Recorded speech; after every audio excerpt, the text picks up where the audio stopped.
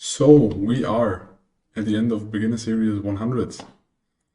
That's part 109, how to build your individual trading success. So we round up Beginner Series 100 and give you all the information you need to know, you need to realize, and you need to manifest to get successful in trading.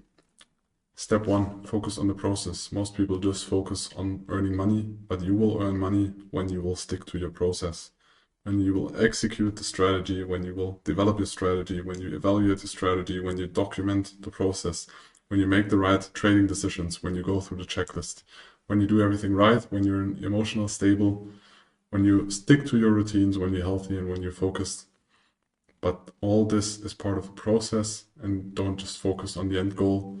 It's not about telling yourself, I will earn money, and then you will earn money. You need to have defined process and stick to it day by day. So the small goals are important. It's not just about the end goal. Look where are your strengths and where are your weaknesses. What are the mistakes you do, and try to understand why you do them. Why do you overtrade? Why do you try to step into a trade earlier than the setup is there? Why do you miss a trade? Or why do you stick to or try to trade another strategy, or try to trade your gut feeling when you have a strategy and then you don't trade accordingly to the strategy? Most people do that, and you need to understand why, but all this is part of the process. You need to focus on that. So you always need to prepare and make sure that the criteria of your strategy are met and that you agree with the risk. So that you stick to the risk management, that you stick to your setup, that you stick to the process, that you stick to the time where you want to trade. And all that is alignment, and that you implement everything correctly.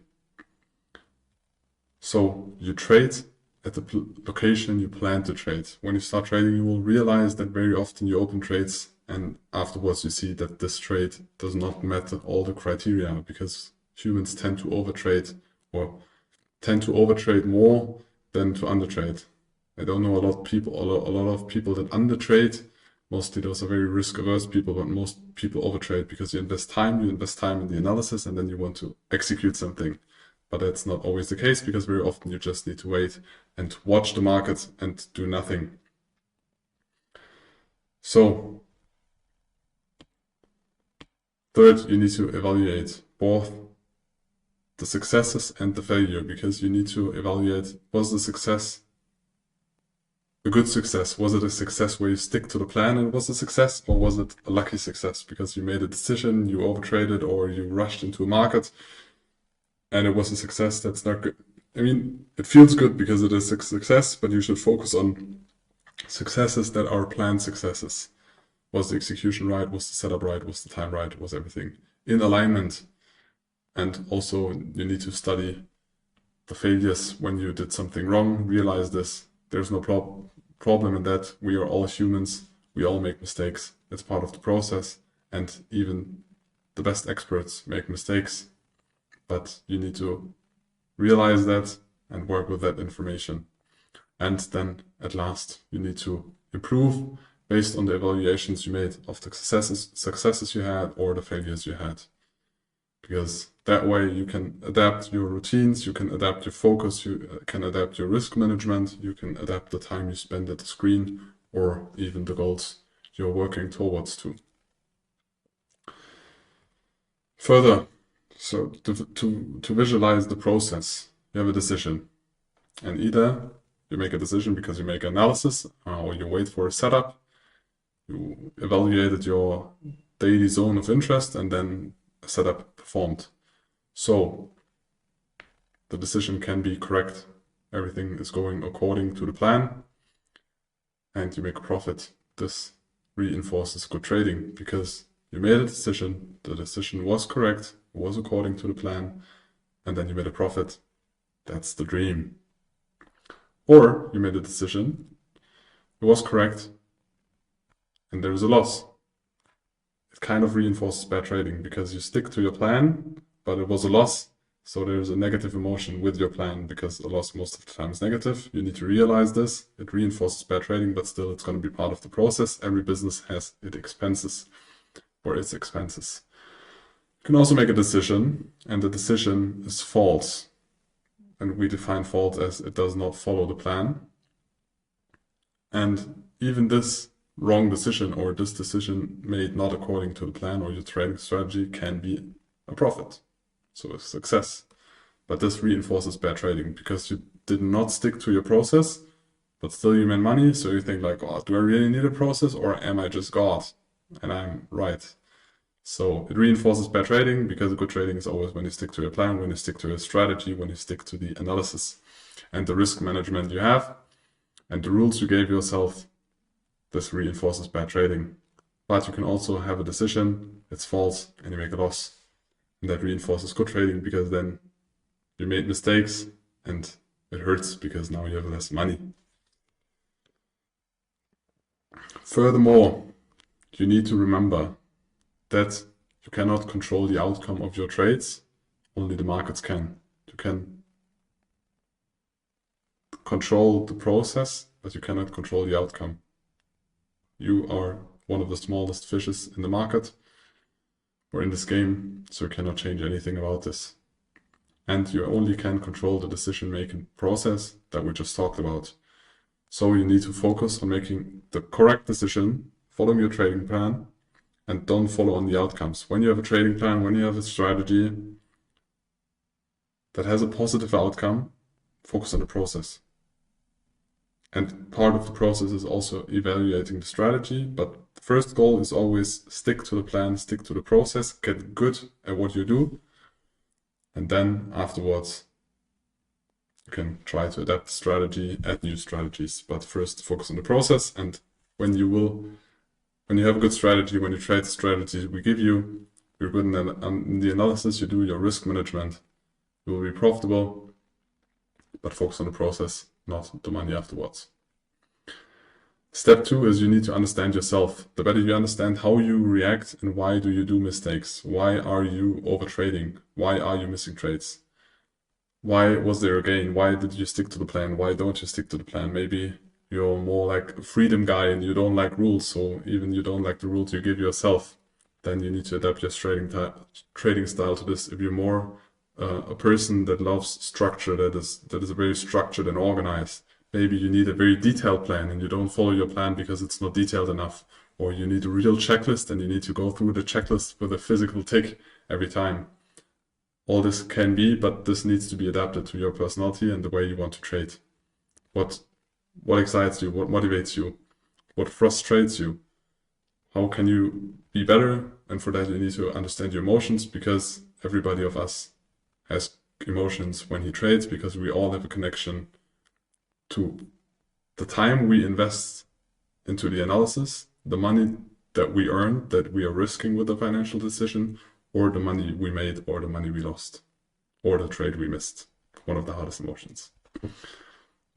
Emotions are inevitable, especially stress. You're going to realize it, but you need to view it and you need to work with that. You cannot just turn that off. At some point, maybe you can reduce the impact, but I think we are humans. We can never turn it off completely. And when you are about to enter a trade, your body realize this as a sense of danger, because you risk money, you have made a decision, so he produces adrenaline, and this changes the state of your body, which increases sometimes your focus, but also your desire to react, because that's why a lot of people make a decision, open the trade, and then they stare at the trade the whole time. But why? You just made the analysis, and when you make an intraday or a long-term swing trade, you don't need to falsify your trade idea every 5 minutes. You need to stick to or trust your analysis and the position. So there are a lot of chemical processes that happen in your body while you trade, and you need to realize them. However, this focus prevents you from considering other information and fully executing your process. So you have emotional impacts, or you have emotions and hormones and desires and wishes and experience in the past, and all those will have an influence on your behavior. That's why when you are neutral and you're working on a plan, you're working on a strategy, and you define the process of your trading, you need to write them down and then stick to them. So there's a lower or less likelihood of the experiences you had to influence your trading decision and then your trading results. Excitement and stress can be beneficial in trading to a certain point, but they can also explain why many traders fail or perform well during big opportunities. When there are special situations like COVID or like oil prices went negative, or big volatility because some big news or a war starts, you get like a lot of adrenaline because there's a new situation, and you get the feeling of, as a trader, you want to use this situation for yourself, you want to earn. You have a new situation, so you have excitement. And this can be very positive, but it can also be very negative. For example, when there are just normal market conditions or basic average market conditions, and you open a trade and then you feel excitement for the profits, and then you extend your take profit because everything's going good and the last 3 trades have been good, and now it's the 4th, and the last 3 times the trade went way further than your take profit, and now you extend your profit because you feel the excitement and everything's good. In this case, it can be bad. So you need to document it and then realize, in what direction do you tend to? Do you tend to overtrade because of greed? Do you tend to overreact in special situation because you feel like you're a more active person, and then there's a special situation, and then you want to act more and more because you want to use the situation, but maybe in the end it's not good because most special situations are new and it's difficult to build statistical edges around those because most of the situations are new situations. There was no COVID before in the stock market and with the same development status than we had 2020. So can be good, can be bad, document it, realize it, understand yourself. Why do you do the things you do? And the more you get used to realize and becoming aware of when you reach the optimal performance point, the more your ability to stay in the optimal zone increases. For example, I realized in the morning when I go to the gym, when I had a good night's sleep, my performance is the best. When I just sit at the desk and then trade the morning session, go for lunch, and sometimes when I have enough energy, also trade the American session. But for me, it wasn't good to trade in the evenings because there I was drained. I was not focused in the evening anymore because I very often also thought about, oh, I could now spend some time with friends or my girlfriend or go out, get some food. So you need to find out what time works for you, and also when do you have the full focus. I have the most focus, good night's sleep, no food in the morning, and then caffeine or coffee or tea, whatever you want to drink. That's for me. Then I can sit in front of the charts for hours and be fully focused without getting drained or drifting away with my mind. But that's different for everybody because everybody of us is working differently. Everybody of us has different experience, and that's why you need to adapt it for yourself. Most coaches out there create one product, one strategy, and then try to press everybody in there or in that exact same strategy. But for some people that works very, very well. Maybe people that have kind of the same experience or same personality, but for a lot of people that will not work. That's why we view this differently. Here we implemented an example to understand yourself or emotions that you most likely feel during a trade. First, when your entry is not reached and you miss a trade because of 1 or 2 ticks or $1 or whatever, depends on the asset you trade. That is one of the hardest emotions because you invest the time, you analyzed, the analysis was right, and you just missed it, and it feels shit because you've been right, you invested time, work, and then God did not want us to get filled, or the broker did not want us to get filled because there was higher spread, whatever. So you feel stressed because feel like now you need to make this money back, and your analysis was right, so the next one's going to be right again. And then price rises, frustration rises, and you sell into a rising market. Although maybe this was not even your setup, but you feel the need to act, and then you have a loss. So it was more an emotional trade because you were stressed, you wanted to do something, your analysis was right, so you want to earn that money that you haven't earned because the market did not fill you.